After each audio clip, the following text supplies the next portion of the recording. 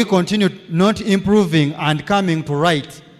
Because we know the opposite of sin is righteousness. Shall we continue with doing the wrong on the soil and think that we shall have results? The word of God continues and says, ignorance is doing its baleful work. Slothful servants are increasing the evil by their lazy habits. But the earth has blessings hidden in its depth for those who have courage and will and perseverance to gather its treasures. Amen? Now, I want to bring you a song. There is someone who sang a song.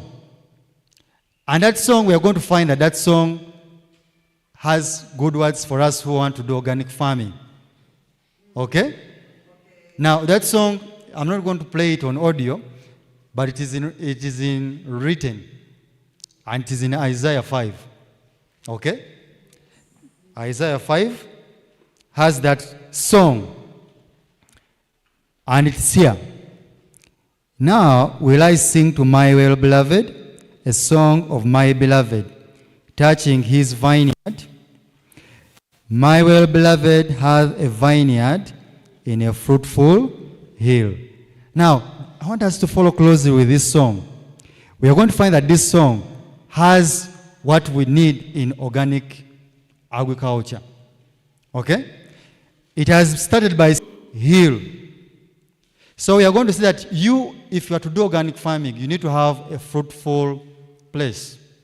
It might not be a hill, but it must be a fruitful place. That is soil. Okay? The soil should be fruitful. If it is not fruitful, make it fruitful.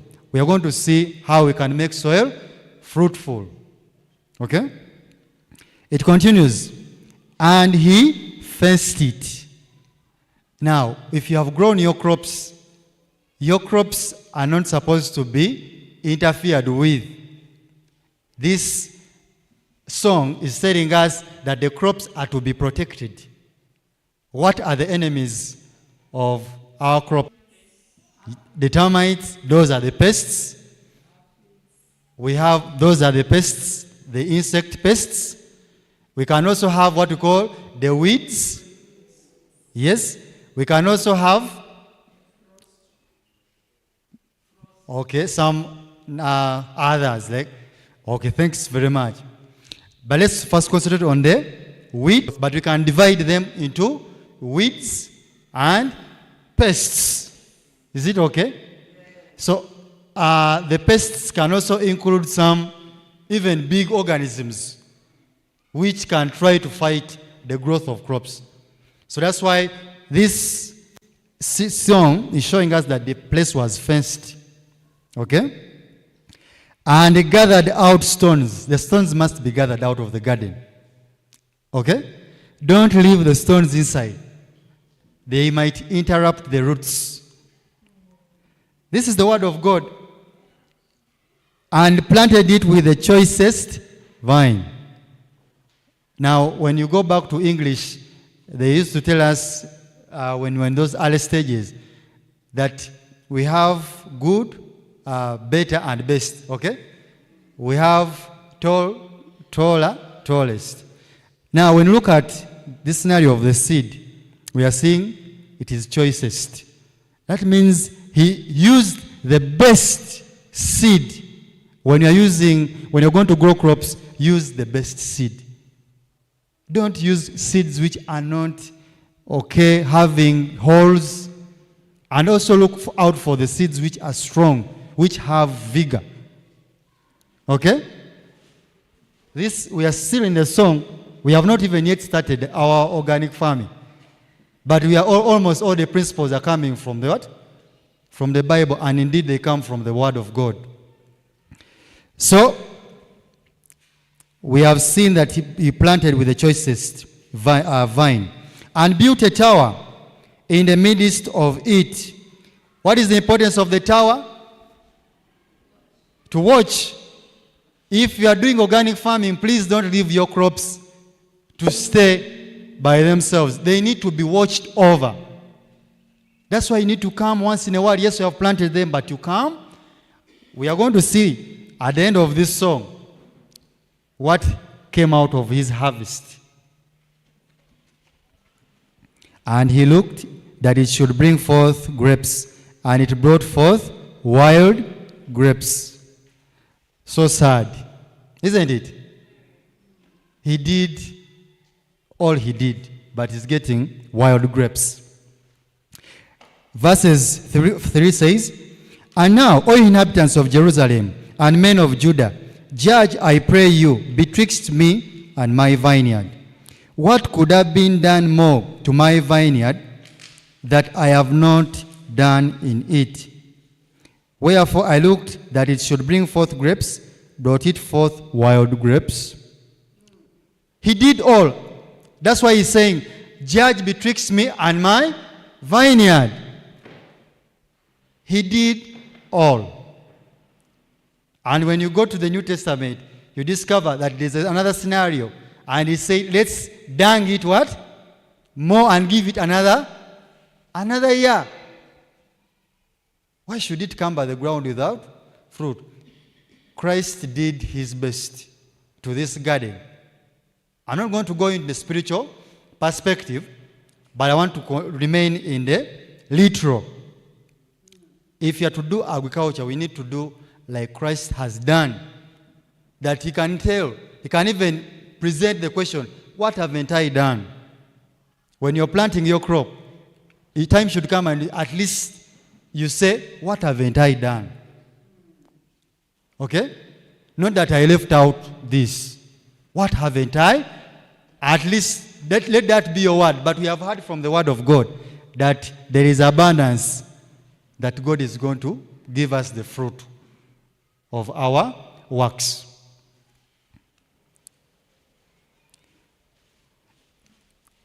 In today's time, we're seeing that people are failing to treat chronic diseases.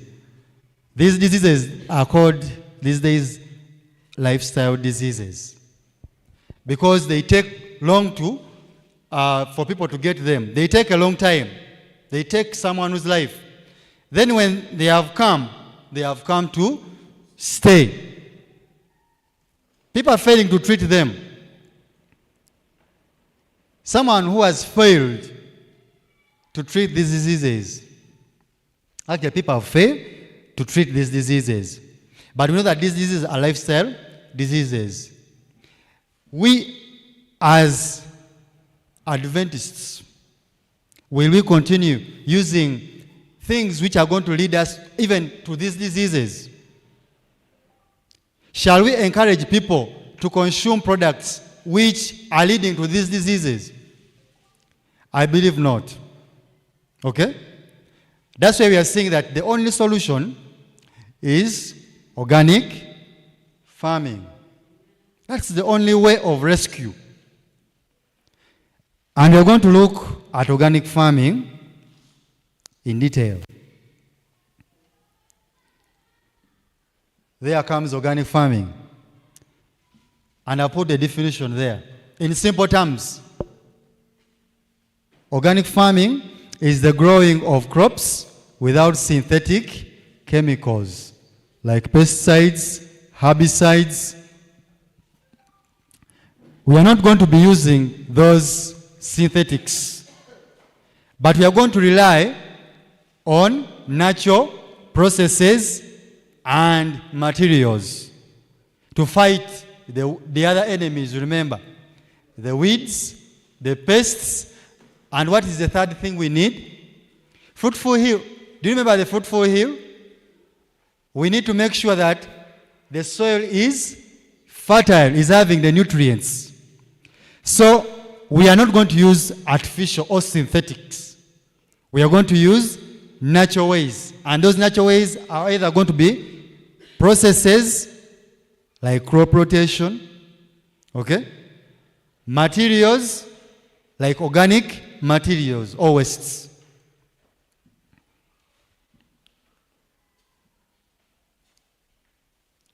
Characteristics of organic farming. Of course, organic farming has characteristics. No, it should not use, it should primarily use local renewable resources. So resources which can be maintained over and over. They don't get done. Okay? Then it should also maintain fertility of the soil. It should maximize recycling of plant nutrients and organic matter. It should avoid use of unnatural organisms. Are you seeing those pictures there? I think maybe the light is obstructing a bit, It's reflecting. So you cannot see very well. But at least, are you seeing those fruits? There's something I put onto them, but I think you can't see it. It is GMOs. GMOs. Genetically modified organisms. That is the problem we're having today in agriculture. GMOs is the problem. And it is the trend.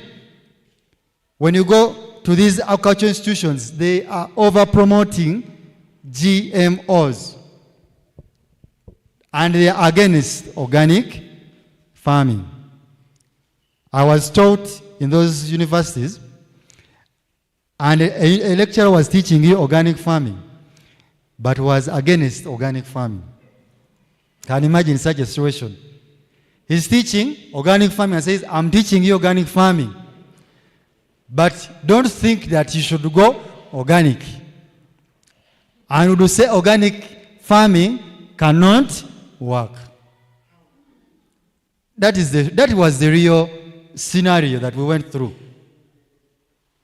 Someone is teaching you what he is against, just because he is supposed to teach you. That's why organic farming, there is a war. Okay? Just like there is a great controversy, even organic farming has a great controversy.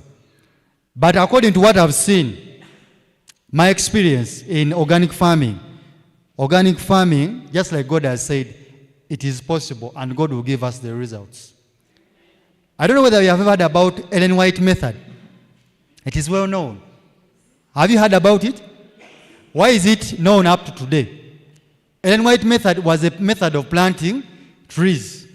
And trees are the most disturbing things in today's world. But they can grow using that Ellen White's method, which is organic. If they can plant trees, if organic farming can maintain trees, can it fail to maintain even these crops, these annual crops? What was God's word? When you understand the soil, it's going to bless, it's going to give yield, increase. So organic farming avoids GMOs because they are not natural. Avoids synthetic chemicals. I've talked about that. The herbicides, the pesticides. Then organic farming encourages biodiversity. If you are to do organic farming, you should have many living organisms in your soil, in your land. We are going to discover that you can't do organic farming without rearing. Yes, I know we should not eat flesh, but we are going to realize that it might be hard. We have to have a lot of life. Then the other one is, it reduces human and animal health hazards. When humans are feeding on food which has no those synthetics, it's going to avoid those hazards. And also our animals can also avoid those hazards. Are we together? It ensures efficient use of natural resources. It produces ideal condition in the soil for high yields and good quality of crops. It reduces need for purchased inputs. If you're doing organic farming, you find that you don't need to buy always the fertilizers. No. You don't need to buy the pesticides. No. You don't need to buy the herbicides. You're going to find that it is easy to maintain without purchasing so much. It facilitates utilization of byproducts like animal wastes, crop residues, and others. It reduces environmental pollution. I remember there's a day when I went to the garden and I was going to do some cultivation. But when I reached there, my neighbor was spraying. I was affected by the chemical which was being sprayed. Actually, I had to change my program. And I went and I did another program. But what was the greatest problem? The chemical. What this person was spraying for pests. And when you're spraying using this knapsack sprayer, it doesn't know that someone is the other side. It is releasing the fumes. So when we're doing organic, we avoid those fumes which also affect the environment, even people. Now, after understanding the benefits, I'm not going to talk about the disadvantages. Because organic farming has more advantages than disadvantages. The disadvantages which people normally think about is that it requires a lot of labor. But we are going to see. So the next thing is to change to organic. And if you're changing to organic, if you're not a fan of animals, you will need to get stock or these inputs from the people who are doing it, to your farm. We are now on nutrient management. And we are discovering that the most important thing when you have to do good nutrient management, you're supposed to have fertilizer. Now, some people think fertilizer is not good, isn't it? But you're going to discover that we are supposed to have a certain fertilizer for organic farming. Let me first define a fertilizer.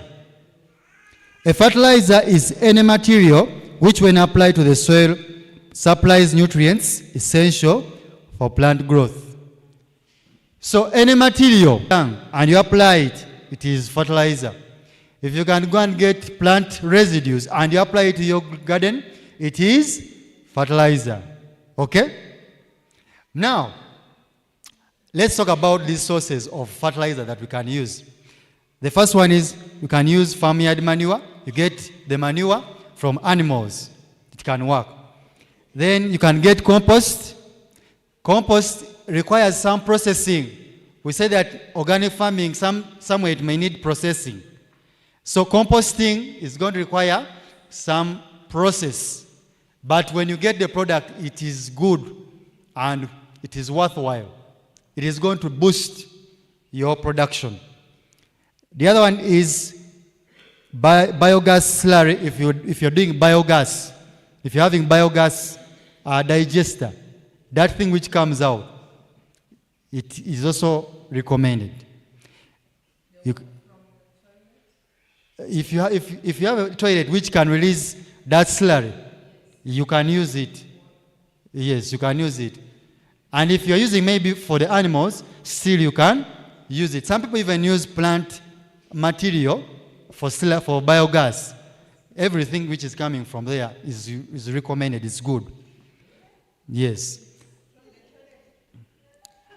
Like the slurry, when it is, if there are some, we have toilets around here which are biogas connected. So if it is not biogas connected, that means you find ways of in society, when you're using that thing, you must treat it. That's how society wants it. But if it goes through biogas, if it is used in biogas format, it's okay. But if it is not used in biogas, the society says that you have to first treat it so that it is recommended.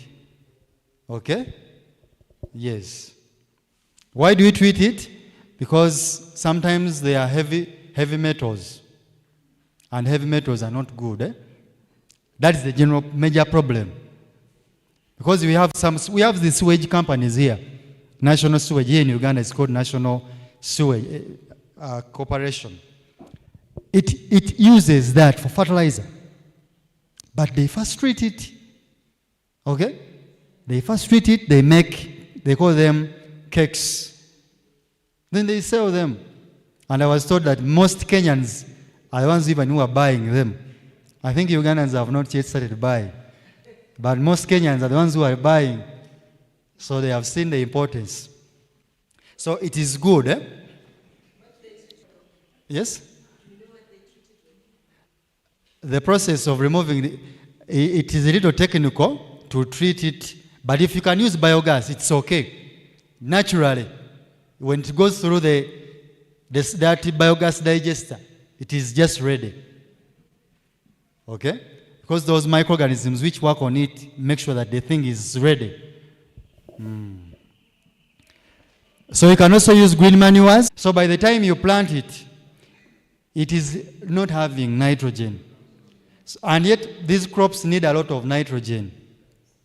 So that's why it is important that if you want to maintain, I would suggest you compost so that you have this nutrient. And when you're composting, you cover what you're composting so that you don't lose our nitrogen. When you go and you apply it in the soil, it is rich. Okay? So, those are the various sources we can use. Now, we have composting. I think it is good looking, isn't it? You can make composting using kitchen scrap. You can use residues. You can use cow dung. All those are good sources. At the end of the day, it's going to give you a good crop. The other advantage of composting, there are sweet seeds which were in them. You find that some of the plants have seeds, have diseases. Now when you compost, those diseases are not going to come back. During the composting process, they die. So that's why it would be a very good way of even eradicating some of the diseases on your farm.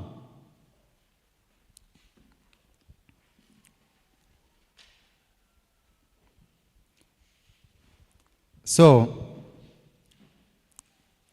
that is composting. I can take you through the steps very fast. The first, you would have to select a good place, and preferably it should be a shade, maybe under a tree. Then you bring these materials. Now you assemble these materials. These materials, I group them into two. We have what we call the greens and the browns. If you want to have a rich compost, you must have the greens and the browns. The greens stand for nitrogen rich. Whenever you see crops having that rich green, just know that that is nitrogen. Nitrogen plays a very important role in having that green, just like you're seeing around. That is nitrogen. Okay? So the greens contribute to nitrogen. Then the browns contribute to carbon. You know that carbon is what makes up the body of most of the crops. Okay? Most of these, the tables, this is plastic, but most of those things, the trees, the tables, the chairs, that's carbon.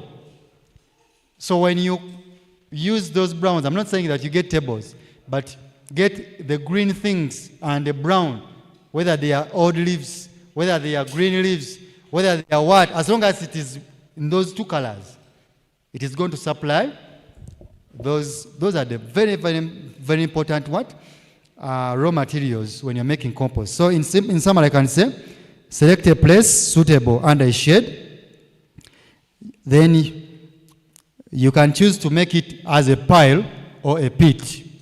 You can either make it in a pit or you can make it as a pile. But most people have tried it out say that piles are faster than pits. But also pits have the advantage. Okay? Pits have the advantage. If it is dry season, a pit would be better. If it is rainy season, a heap is better. Then you gather those materials, then you begin layering them. You begin with the brown. You make it up to this level. My hand. Like here. Okay? When you are piling, make at least this. Then you go to another layer. After finishing, you go back. Now, in between there, you put a layer of cow dung, if you're having cow dung, or any animal manure. You put it in between there. Okay? You can add in some ash if you have it. It is also going to make it more rich in the nutrients. Then you cover it. You can put a stick into it just to take temperature. Okay? That material has to experience a lot of heat if it is going to mature very well. If you get it becoming cold shortly after you have made it, maybe in a week's time, just know it's not progressing. It must be very hot if it is progressing on well. Then afterwards you mix. Then you can say, after every week, I turn. The more you turn, the more it breaks well. The less you turn, the more you affect its time of decomposition. It will take more time. What you would harvest in a month's time, you may need to harvest it after 2 months. So you choose. You turn it often, at least a week or 2 weeks, it is okay. Then you harvest it early. I'm going to show you another method which is easier.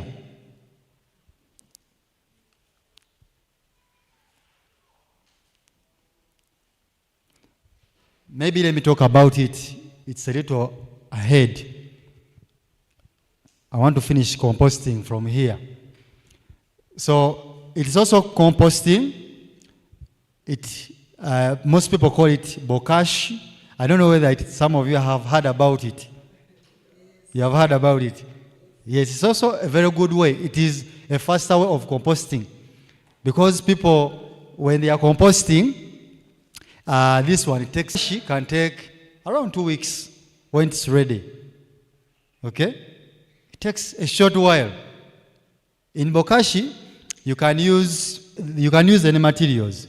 You can use the coffee husks. You can use the wood shavings. You can put in cow dung. You can make them in a ratio, a similar ratio. Maybe you can say, I'm using 7 sacks of coffee husks, 7 sacks of cow dung, 7 sacks. Are you getting it? If you want to make big quantities, 7 sacks of soil, topsoil. You can also add in charcoal dust. You can add in maize bran. You're going to use molasses. You're going to add in ash. Then you're going to use microorganisms which are going to decompose. Yes, you use the yeast. I think here yeast is recommended. Yes, here you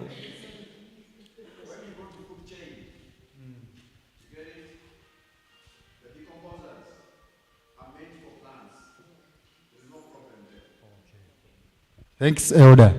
So you use these decomposers to fasten the process. Okay? And within 2 weeks, it is going to be done. Now, the first day, when you make it, your first day, and the 3 other days which follow, you need to turn it 2 times. Because it is very hot. It's very hot. Actually, if you don't turn it, you might even kill these organisms, and then they don't finish the process. You have to turn it at least 2 times for the first 3 days. Then afterwards, you begin turning once a day. After 2 weeks, it is ready. You can do that over and over, and you're going to make sure that you're having the nutrients available all the time to sustain your garden or your farm. You can even do it for a big farm. Okay? And afterwards, you begin applying to your crops. Is that well understood? Yes. The second process. We talked about composting. We are still on composting. Yes.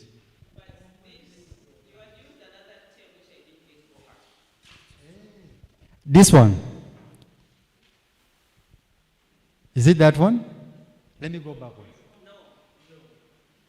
The name you use there is like molasses. Bokashi. Yes, bokashi. It's bokashi. For compost, faster composting.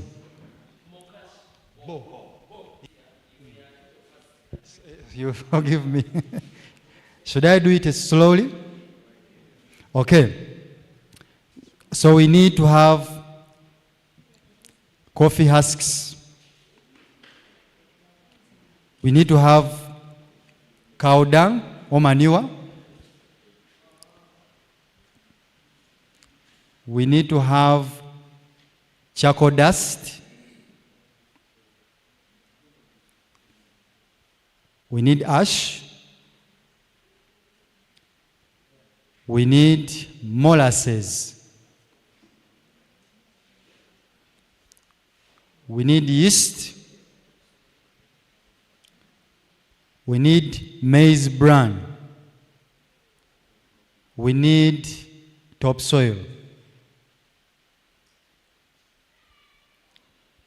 Those are the major ones. You can also use, instead of coffee husks, you can use wood shavings. Instead of coffee husks, you can use wood shavings. Yeah, some people may not access the coffee husks, but coffee husks would be the best. But in case you can't access it, you can use wood shavings. Are we on platform? Okay, the quantities, the coffee husks, it depends on what quantities you want to make. The ratio, you've put 7 for most, apart from maize bran. Maize bran, yeast, and molasses. I'm going to give you the ratios, but majorly, most of these others, you put 7 sacks if you're going to make at least a big quantity. You have small gardens.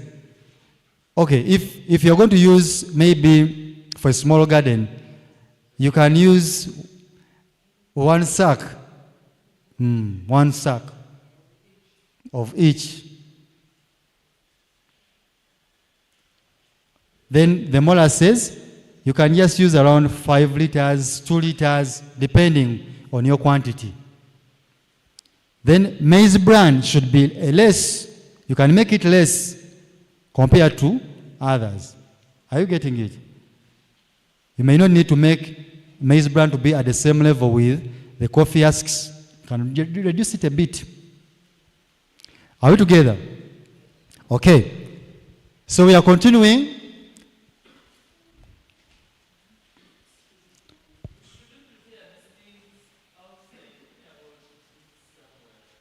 It needs a shade. Yeah, it needs a shade. It can be outside, but where it is protected. Maybe a tree is around. When you are doing it, you have to put a layer of maybe polythene so that we don't lose our nutrients. Yes, and you have to cover so that we don't lose the nitrogen, because nitrogen is lost because of heat or exposure. So most important thing, cover downwards. The downer part should be covered, then up should also be covered.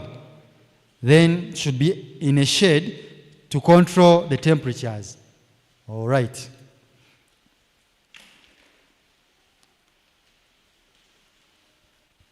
Now, I'm talking about this also. You know, in organic farming, we need to be effective. You know, we have had very many years where people have been using a lot of these synthetic chemicals, which are always killing. You know, when you use chemicals, it is about eliminating, just eliminating, whether what you're eliminating may be good at some level. When it comes to conventional culture, elimination, we don't want to know. Okay? Yet, you may eliminate something and it's going to affect somewhere. Now, that somewhere, you find that we have lost very many microorganisms. Biofertilizers are prepared microorganisms which are going to help in evading important nutrients in the soil. In simple terms, that's what I can say on biofertilizers. By the mere fact that it's bio means living. There is life. Then fertilizers, it's going to help in fertilizing. So the biofertilizers are prepared formulations of living organisms that can be applied to the seed, to the soil, to the roots. Okay? And they are going to improve the fertility. Are you seeing those crops there? Are you seeing those images? When you put a biofertilizer called mycorrhiza,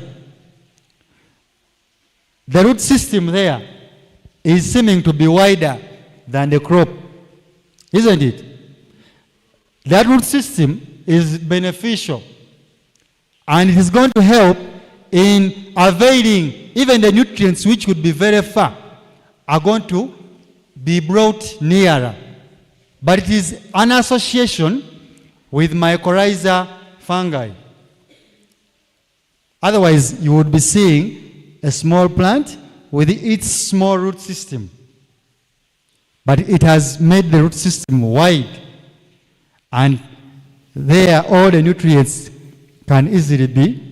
That association makes sure that the nutrients are brought from wherever they would be, and they are brought nearer.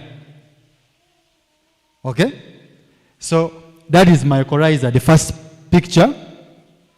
The next picture is for what we call azolla. I don't know whether you have heard about azolla. You have heard? Some have heard. Yeah, people are knowledgeable. These things, information is there. So azolla is also another biofertilizer. It normally grows on water, stagnant water. You can even grow it yourself. Then when you grow it, afterwards you harvest it, then you can even incorporate it into the soil. This one has been mostly used for rice growth, azolla. It has done well. Then, the other one is just a crop. So we also have what we call rhizobia. Have you heard about rhizobia? Have you heard about bradyrhizobia? Maybe you'll hear about it. These are also very good at nitrogen. You know, we have problems with nitrogen. That's why when you look at the conventional agriculture, they make sure they avail, they get only NPK and they boost crop growth. They avail nitrogen, phosphorus, and potassium. And crops grow. Now what about us who are doing organic farming? Can we do it without organic or without enough nitrogen? No. That's why we need to you can get these rhizobia and you put them on the seeds. So they are going to do what we call nodule formation. You know, legumes form nodules. Those nodules contain rhizobia. But when you add in more rhizobia, you're going to make them to have enough nodules which are going to be pulling or fixing nitrogen from the atmosphere to become available. Because this nitrogen is in abundance. And there is a reason why God made a lot of nitrogen to be in the atmosphere. But when you look at the nitrogen being too much, you find that we humans, we don't use nitrogen directly. Even the plants don't use nitrogen direct. But God has put these microorganisms called rhizobia, they fix it. Okay? So when you have their populations, since they have been removed so much by synthetics, you put them in the soil such that they help in fixing that nitrogen. You're going to find that you can get even around 30 kilograms of nitrogen per fix per given period. When you talk about nutrients, some people think when you apply 1 bag of cow dung, it contains the required nitrogen. No. The nitrogen you need you may need around 30 kilograms, but you have provided 1 bag. You may find that that 1 bag of cow dung contains 0.1 kilograms of nitrogen. This is the truth. That's why if you use some of these organisms, you're going to facilitate when you're applying your manure, that is giving them food. And they also, picking the one which is in the atmosphere, they are going to avail the recommended nitrogen. And the crops are going to grow vigorously well. Okay? So we need to use some of these natural organisms. Yes? Rhizobia is not a plant. It is a microorganism. It is a bacteria. How can you? You can get it. Right now, it is information sharing. But with time, I can make sure, if you are to be around, we can see how you can get it. They are bacteria. The rhizobia are bacteria.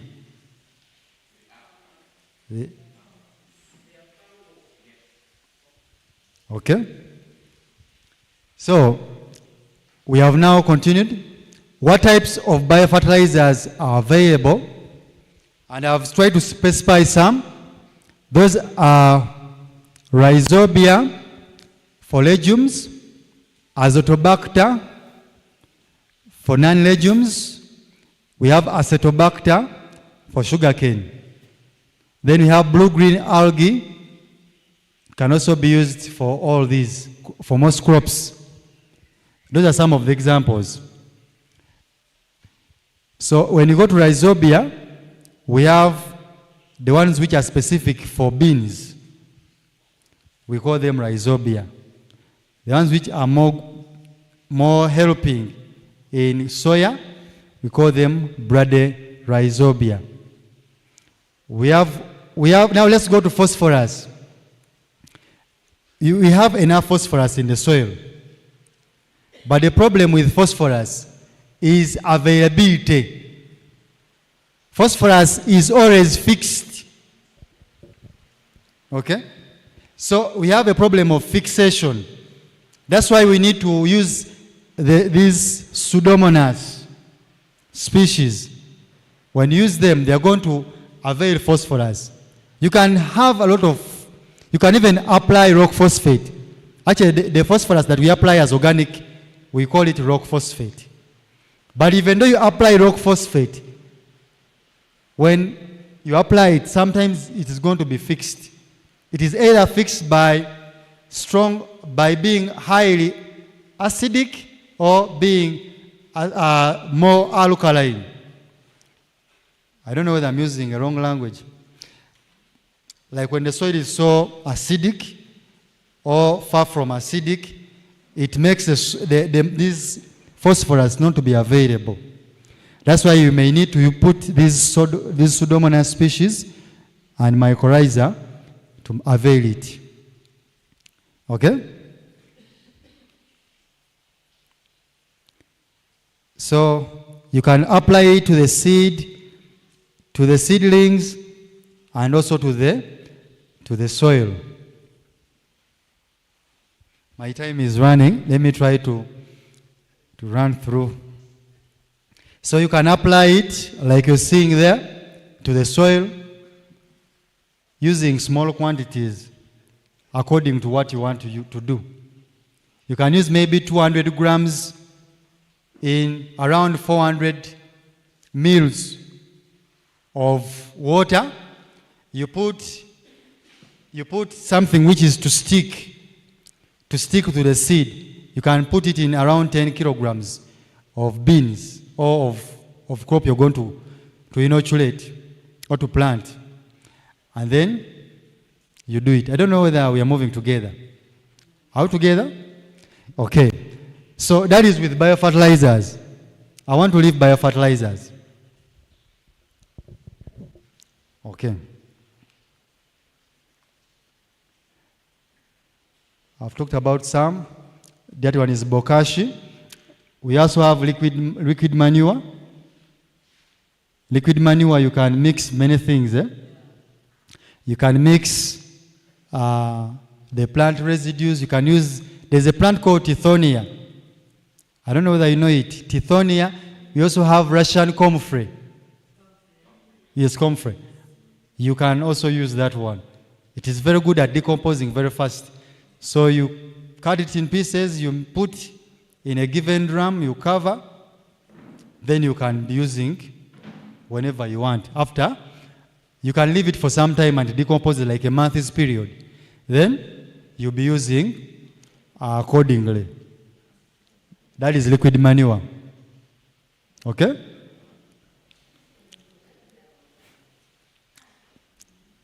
That's another enemy of our crops. And most people these days are using herbicides because they think actually it has become the normal, the new normal to use herbicides to eliminate the weeds. And those are the ones which are common here. I don't know the ones which are common in Ethiopia. I don't know the ones which are common in Kenya. Those ones are very common here. And I think they might be the common in the various countries.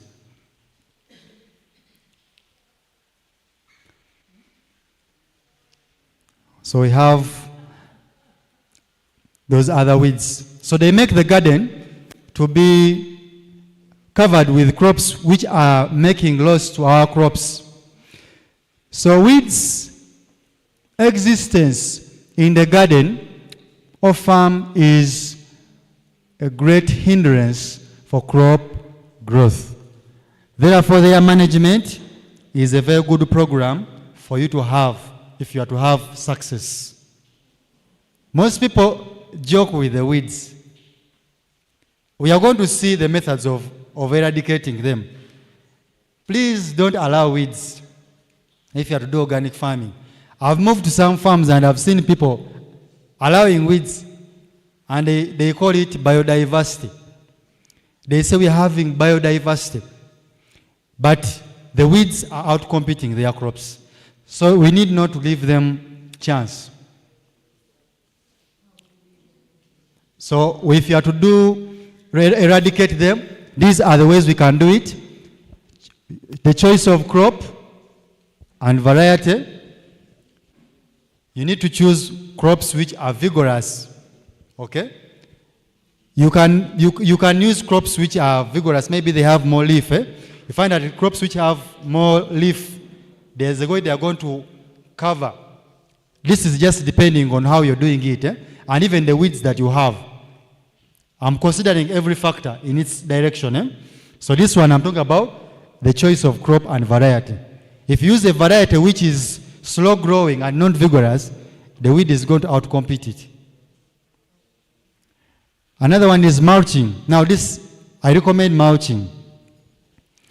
But mulching, people find hard time to use it. But if you do mulching effectively, you're going to overcome even the labor challenge we have in the garden. Because the truth, it is laborious, but it is effective. Mulching. If you do enough mulching and you don't allow these weeds, if you cover them, even when they are trying to grow from beneath, you just go and you pass a little bit, they also die and they continue adding to your mulch. When you do that and you maintain the mulching routine, you're going to overcome the weeds. Why? Because mulching suppresses weed growth. We have, using the green cover, you make sure that your soil is always covered, at least with a plant of your choice. If you leave it bare, these weeds are going to grow. So make sure you don't leave the soil bare. I've talked about mulching. Then we have crop rotation. Crop rotation is very effective by it breaking the life cycle of these weeds. It is going to eliminate these pests, these weeds. So you can use all these methods, or you can use two, and you see that you control the weeds which would be overgrowing your garden. So sowing time and density. At what time do you sow? If you make delays and maybe the conditions of the soil are favorable, but you have grown late your crop, you're going to find that it is going to be overcome by weeds. Okay? So you need to make sure that you sow in time, such that those good conditions of growth favor your crop. By the time the weed wants to make it, it finds that the crop is strong and cannot outcompete it. Then do balanced fertilization. You apply the fertilizer, our organic fertilizer, at the right place. If you over apply it anywhere, even the parts where maybe you have spaced, you may find that the weeds are also going to benefit and they are going to grow. So if you do balanced fertilization, it encourages your crop to grow against the weed. Soil cultivation methods. If you're doing minimum tillage, if you're applying enough mulch and you're doing minimum tillage, you're going to find that you are avoiding the weeds to grow. You're not going to be opening the soil over and over for these seeds of weeds to grow. So you'll be, in other words, limiting. This is what you call preventive measures. And the weeds will not come in. Then sanitizing of your tools, animals, and seeds. Make sure you use seeds which are weed-free. Then you will be managing the weeds. Then we also have biological method. It is not clear? You must use seeds that are weed-free. Yes. You can do some treatments to the seeds such that you eradicate the weeds, the weed seeds. If not, find all ways of preventing. When you're having those specific seeds you're going to use, protect them in a special way. They will be weed-free. Yes, because we find that weeds are easily spread everywhere. But you do, to a great extent, protect your seed from exposure. Because we know that you need to have your seed protected. That specific seed you're going to be using should be protected.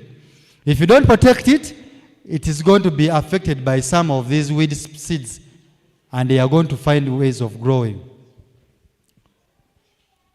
I don't know whether I've answered your question. Then you can also use biological ways. We have those insects That's why it's not good always just use insecticides. They may kill even the beneficial. Some of those insects can eradicate weeds by just their natural food. Okay? Like the other one, which is on the green. That one can eat the water hyacinths in case you're living in a place which is having water hyacinths. Then that one can also eliminate the one they call the striga. I don't know whether we know the striga. Striga, they call it witchweed. Here in Uganda, it's called witchweed. But that is biological. It depends on the crop, the insects that you have in your garden.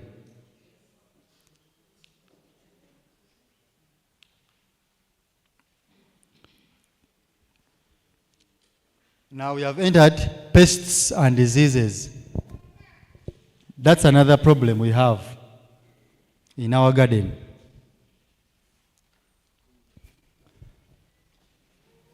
If you are to do organic farming, you need to control pests and diseases effectively.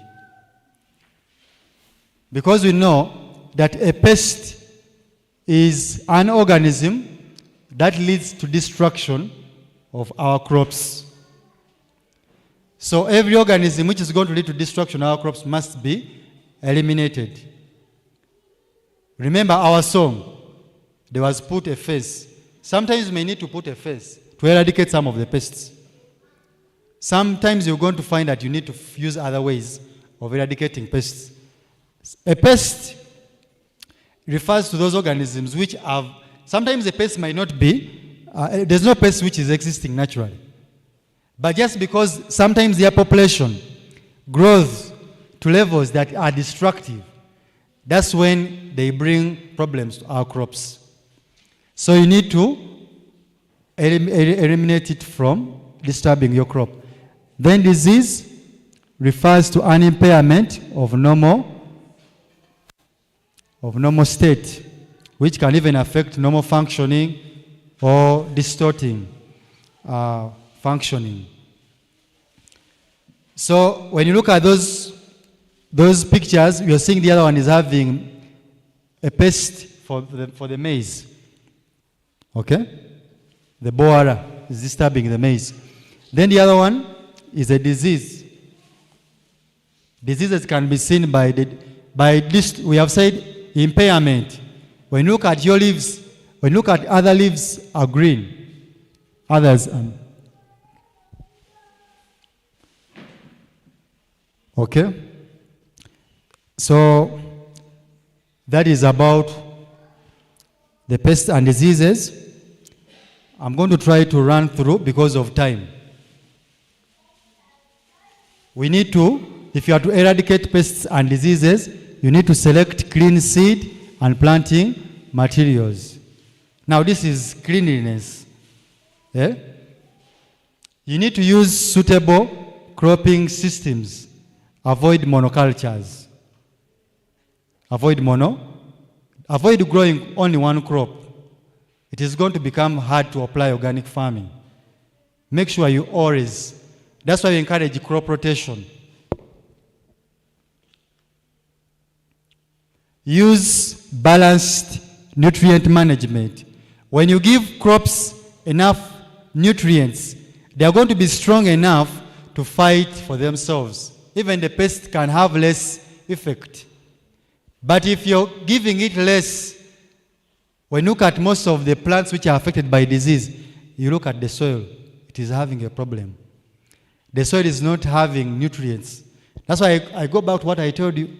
When the soil is well catered for, you are going to be able to control the pests and diseases, and even the ways you can easily overcome them, of course, by using other cultural ways.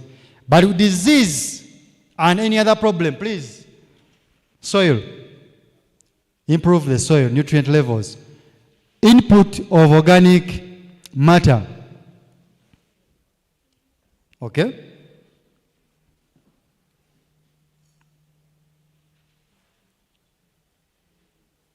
So input of organic matter increases of microorganism density. By increasing microorganism density, it is going to eliminate the dangerous microbes. That means it's going to outcompete the dangerous microbes, and our crop is going to be moving on well. Then you need to use good water management. Avoid using water anyhow. Sometimes you may encourage these fungal diseases because water is too easily flourish in waterlogged areas. You need to conserve and promote natural enemies, like we talked about them in weed management. There are some natural enemies, some natural insects which may be good for our crops. Select optimum planting time and spacing. So make sure you use right planting time when the plant is strong, and also spacing. So we need to do monitoring, regular monitoring, because you can easily identify and you do the recommendation. We are going to talk about what you can do as natural pesticides. That's why you now need to do a lot of monitoring. When you monitor, it can be easy for you to know when to apply a given natural pesticide, where you're going to go to, and also to help you to know the dosage, how you control your dosage.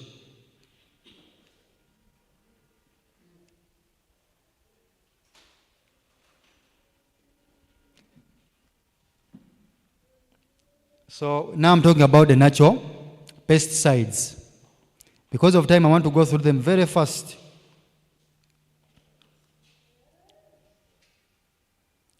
One of the natural pesticides you can use is neem tree leaves.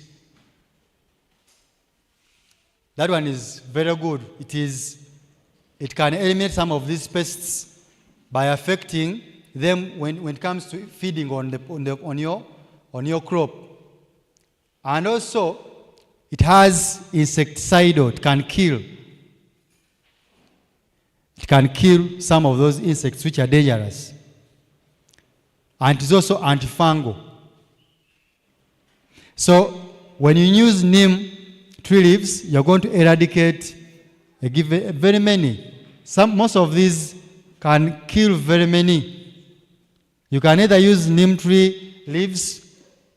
Let me talk about all of them. You can also use a combination. You can also use it in a combination.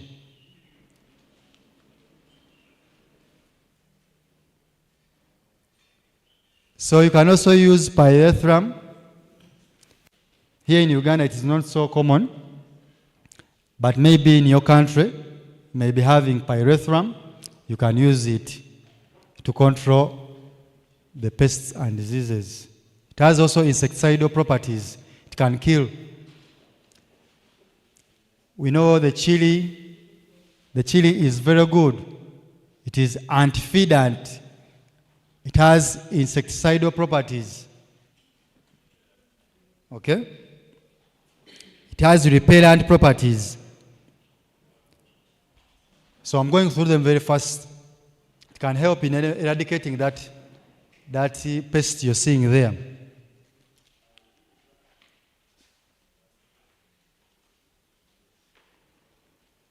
You can also use garlic. How you can use garlic?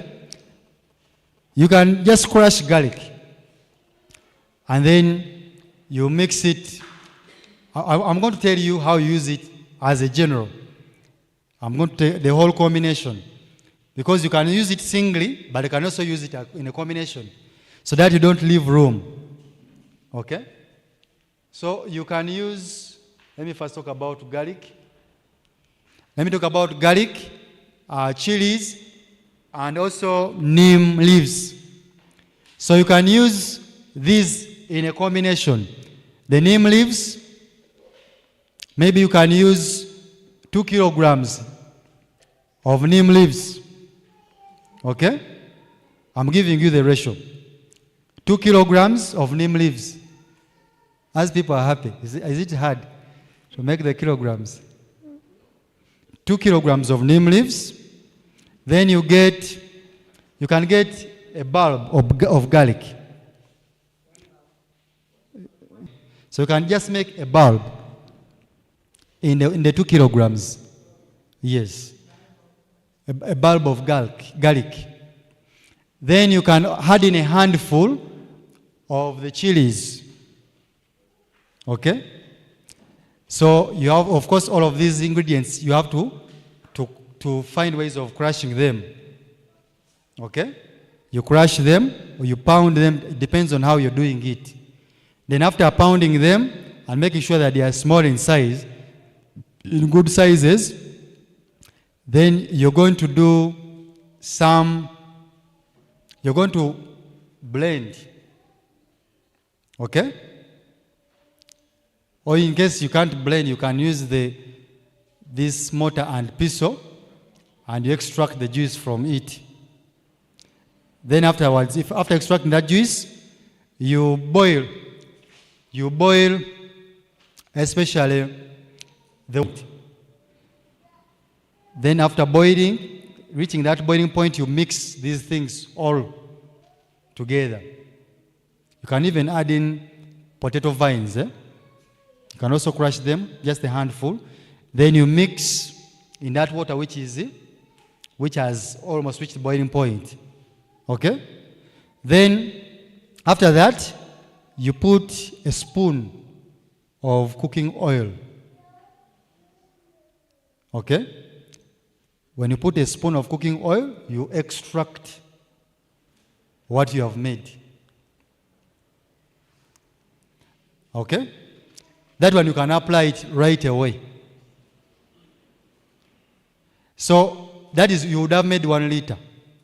According to the combination I've told you, that would be 1 liter. Okay? So now that 1 liter, if you're going to be using it, you put it in 10 liters of water when you're going to spray. 10 liters. Okay? So if the problem is a bit not so powerful, you can reduce the dosage. If the problem is more powerful, you can increase this problem. I don't know whether I've tried to elaborate. Because of time, let's try to run through. We also have Tephrosia plant.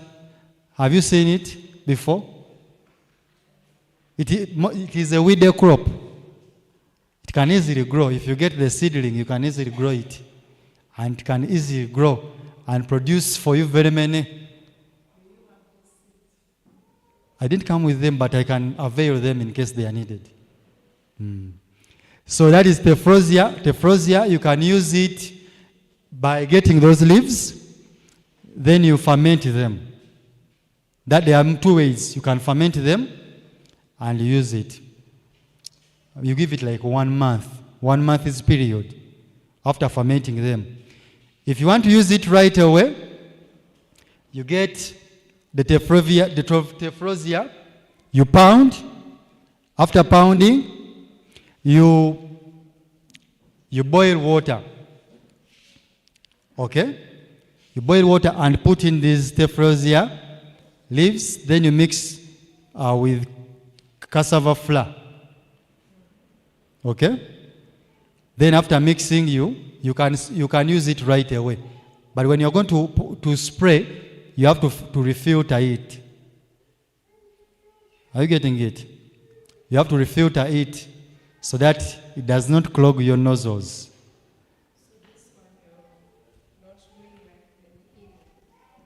Pardon?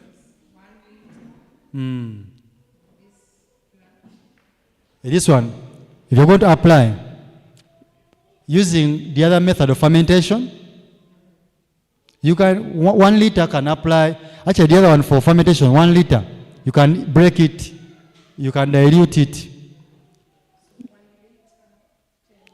Yes.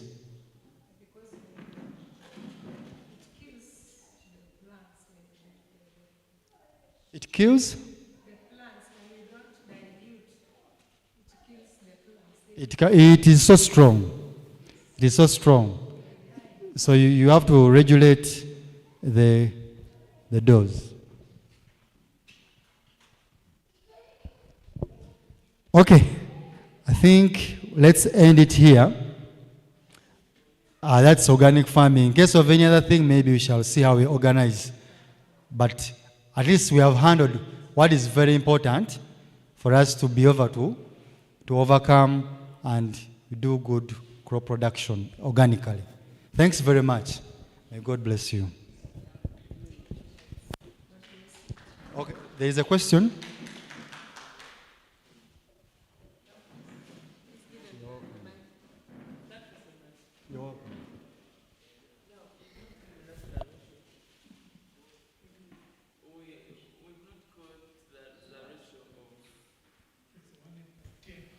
It's 1 to 10. Yes. No, when we are mixing with the cassava flour.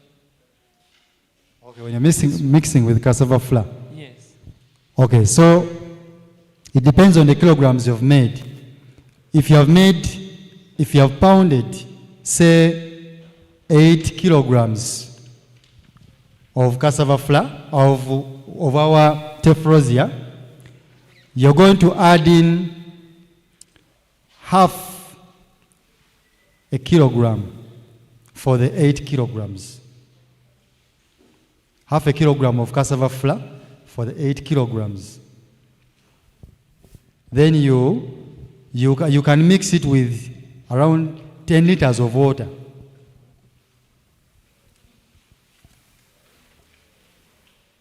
And you spray without dilution. That one is fresh. Okay? Yes, thank you so much. Now, there's something that I had wanted to add for weed control. Yes. For weed control, we can use plants. It depends on the crops that you have in your garden. So there are plants, there are beans called muchuna. The muchuna beans, you're going to Google them because you are going to find them. When you use muchuna, muchuna is also a nitrogen fixing. Muchuna, the seeds, we give them to poultry, and the leaves we mix in the cows' feeds. So it gives both sides. The muchuna, it helps to eliminate these other weeds. It's only that what you have to do is to make sure that it does not climb the plants. You just have to take care just like that. But as you trim them, you're taking to the animals. At the same time, when the beans are ready, you crush them together with the poultry feeds.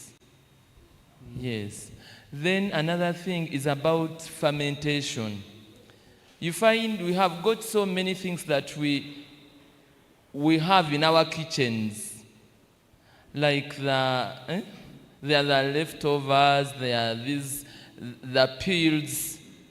For example, the pineapple peels. That is, if you have not made a juice out of it, you can add it into the fermentation jar. You get it, you put some holes in one container because you want the fermented juice to come down. We are going to trap it. When you get all that you can find in the market, because for us here, the markets are filled with things that they are going to throw. Then you can collect them, take them into that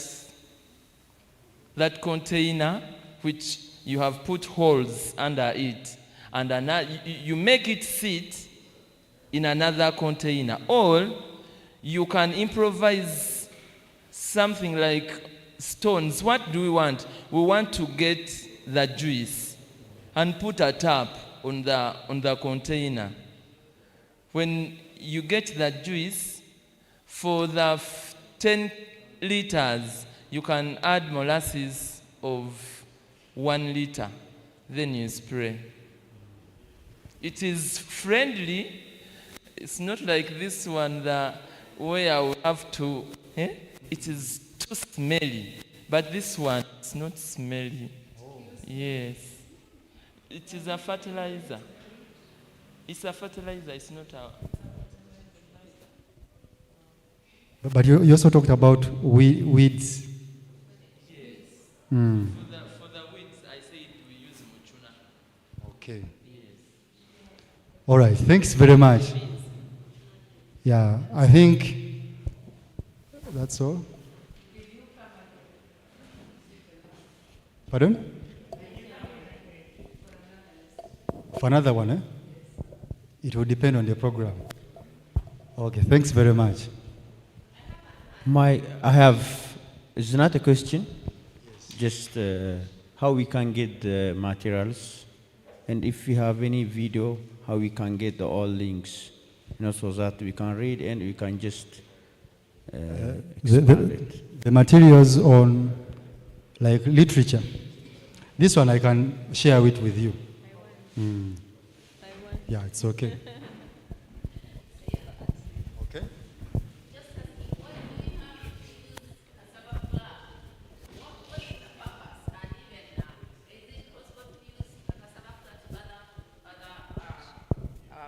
Combinations.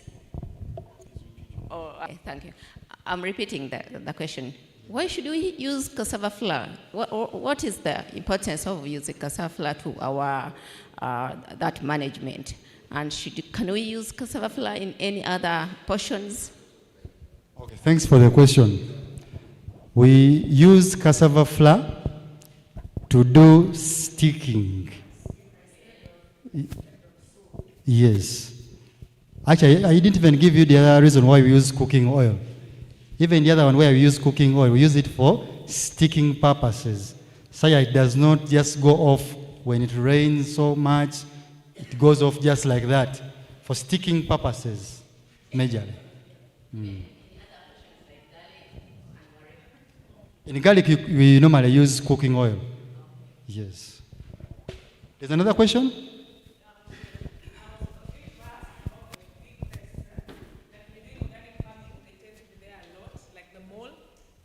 The birds, like if you're doing, the big pests, not the small ones, like a mole eating the tubers and the birds. Like sometimes if you're planting a new, let me look like sorghum, or you're planting a new grain and you're the only one planting that one, I've had that experience. The birds will eat it all, or sunflower. So those are bigger pests. But how can you take care of them? And the moles that eat the tubers, like the sweet potatoes, like the cassava.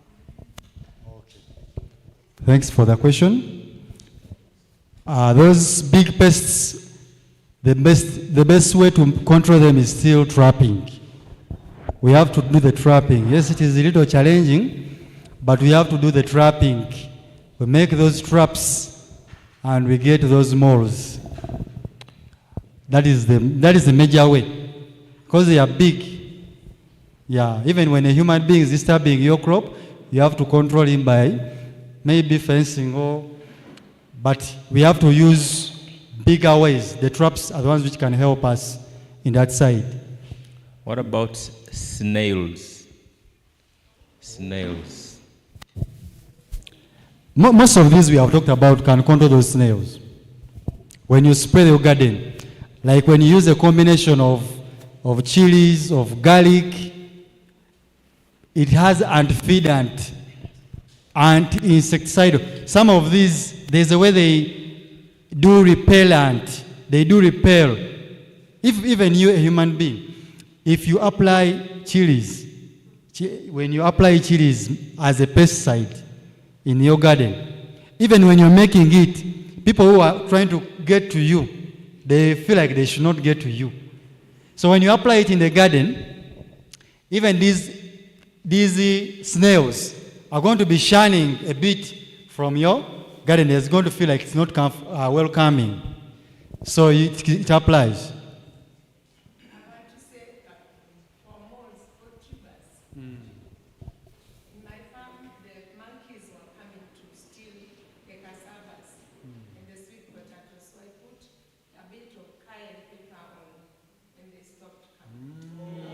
Amen, amen.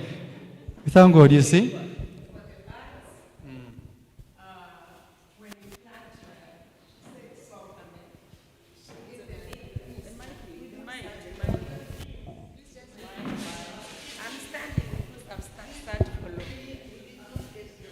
Oh, sorry.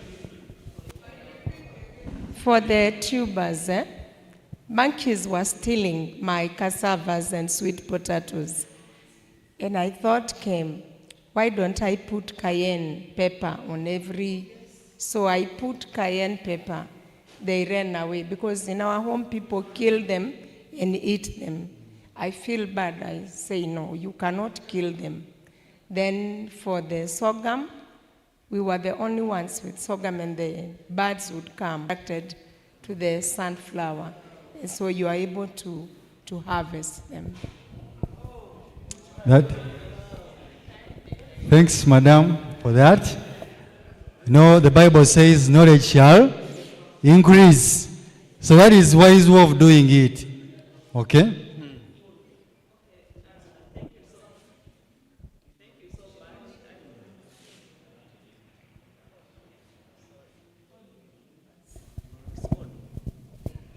Thank you so much for the lesson. I think my question is on, I just want to be clarified on the myth.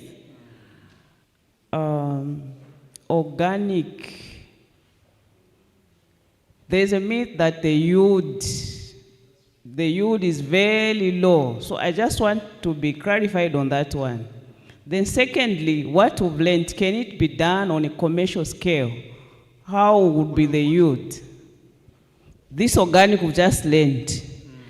Can you apply it to commercial when you want to do commercial farming? Yes. And the yield will be great. Yes, it is possible. Very possible. The farm where I went and I did my volunteership from, it was doing it and I experienced it. Okay? So it is really possible. If you avail the nutrients in big quantities like we have said, the other one, you can make the bokashi, you can make the compost, you can make the liquid fertilizer. When you avail them, it is very possible. It is really possible. Just to add something on pests and even thieves. Nowadays, we can also apply technology, especially the AI technology. There are some technologies that I've seen in the market. Normally, they come from China and India, where the system that uses a solar, just a small solar, you install it in the farm. Immediately detects even a monkey, even a bird coming. It gives some rays that repels them, or some noise that repels them. Even if it's a thief, before the thief reaches your farm, already the AI is already seeing it and can even send you pictures. They can even send you pictures. You can even see if it's your neighbor. You just see your neighbor just moving around. If you see moving more than many times, yeah, this person has something. And they are very cheap. Like in Kenya, so one of the best technology that can repel these big pests or even thieves goes as cheap as 6,000 shillings. That's less than $100. Oh, thanks for that. So we are realizing these things are possible. We can use the knowledge that has increased and reproduce our crops organically. Yes, it is very possible. I'm seeing another hand.